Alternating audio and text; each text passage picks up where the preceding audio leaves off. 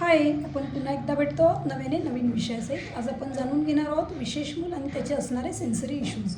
Autism मूल असू देत, ADHD मूल असू देत, डाऊन सिंड्रोमचं मूल असू देत, सेरेब्रल पाल्सीचं मूल असू देत, मायक्रोसिफेली, हायड्रोसिफेली, डिले डेव्हलपमेंटचं कुठल्याही प्रकारातलं विशेष मूल असू देत, या मुलांना सेन्सरी इश्यूज थोड्या बहुत प्रमाणामध्ये दिसून येतातच. प्रत्येक मुलाची सेन्सरी नीड ही वेगळी असते.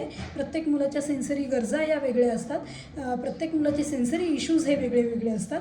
तर ते कोणते असणार आहेत हे आपण नंतरच्या भागांमध्ये हळूहळू बघत चालूया.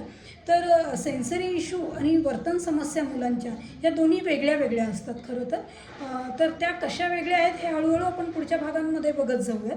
परंतु सेन्सरी प्रॉब्लेम, सेन्सरी इश्यूज आणि बिहेवियर प्रॉब्लेम हे दोन्ही पण वेगळे वेगळे आहेत आणि ते कसे फाइंड आउट करायचे हे आपण हळूहळू बघूयात. सेन्सरी इश्यूज कोणते आहेत आणि प्रॉब्लेमॅटिक बिहेवियर कोणते आहेत हे समजण्यासाठी त्याच्यामध्ये अशी थीन अशी लाईन आहे, पण ते समजणंही गरजेचं असतं की मुलाचा हा नेमका सेन्सरीशी रिलेटेड इश्यू आहे की हे प्रॉब्लेमॅटिक बिहेवियर आहे.